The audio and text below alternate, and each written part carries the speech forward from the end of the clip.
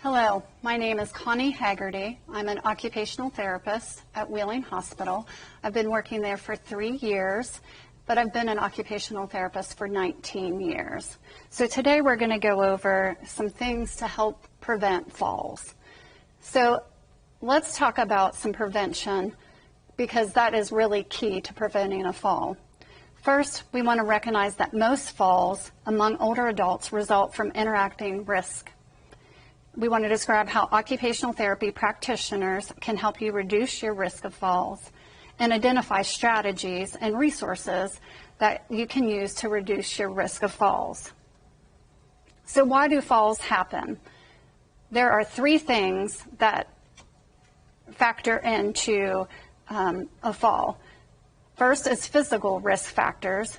They are changes in your body that increase your risk for a fall. Things like our posture we have to watch. If we're really slumped over, then that makes our body go forward and we could result in a fall.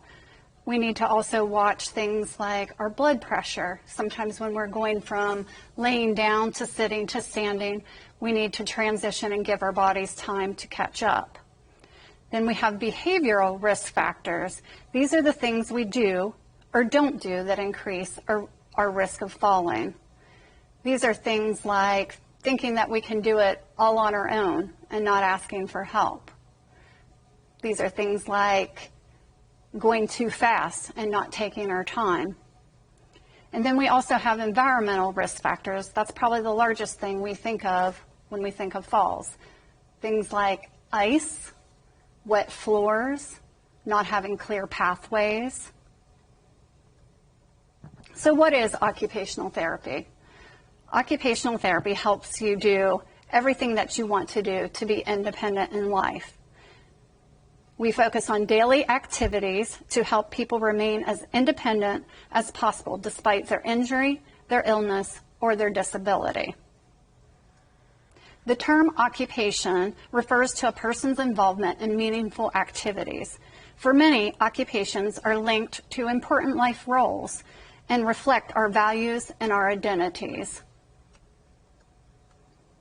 Occupational therapy practitioners teach people who are at risk for falls how to safely do things that are important to them. We work with people after a fall as well to help them return to the things they need and want to do. We focus on improving skills and abilities, modifying activities to increase safety, and changing the environment to reduce the risk of falls. So how do we do that? We may be giving and issuing adaptive equipment, durable medical equipment, things like shower chairs, using a walker, a raised toilet seat to make things safer for you in your home. So there's also things we have to think about. Physical risk factors. You need to talk to your doctor about your medication because sometimes medications affect the way that we feel. Earlier, I was talking about decreased blood pressure, which can result in a fall. So occupational therapy practitioners can help incorporate a medication plan into your everyday activity. What are some other risk factors? We need to look at vision. You want to have your vision checked regularly, at least yearly, by an eye doctor. And occupational therapy practitioners help people with vision issues by teaching skills and strategies to complete daily tasks. We recommend special devices and products, and we help to make the home and the environment safer. Occupational therapy practitioners help people improve balance and learn more about what their bodies can and cannot do. The key is to maintain an active lifestyle. It's important to stop before an activity, consider whether or not it's safe, and make a plan that reduces your risk of a fall. Occupational therapy can help people determine what is already safe and make many other activities as safe as possible. In this picture, what could this woman be doing differently to put her at less risk of a fall? As you can see, she's climbing on a chair that is on wheels, and obviously she should not be climbing on that. So what could she do? She could ask for help. Another thing I always like to think about is prioritizing and planning. So if it's something that she needs daily, putting it on a lower level so that she's not raising and having to get up high. And then the next slide shows in this bedroom what could be done differently to prevent the risk of a fall. The first thing I see is the bed linen hanging over. So obviously your legs could get caught in this and increase the risk of a fall. As well, the mat, and there's cords. So we want to get rid of extra cords. Rugs, we always say to pick up.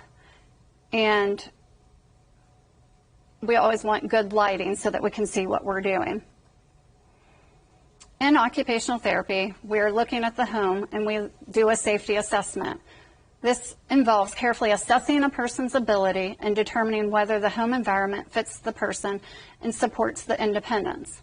So in the bathroom, we may be issuing a shower chair. We may be recommending grab bars. If you're doing steps, we always recommend having handrails and good lighting. So in the past, what might you have done differently to prevent a fall? And is there anything that we could have done to prevent it? Again, planning and prioritizing our day is key to preventing a fall. We want to talk to our physician and our pharmacist about our medications. We want to get an eye exam regularly. We want to maintain a healthy sleep schedule. We want to stay active and exercise regularly, stay hydrated, and find alternatives for potentially risky behaviors. So remember, in conclusion, falls can be prevented, and it's up to you to take charge of your health and utilize the resources. Thank you.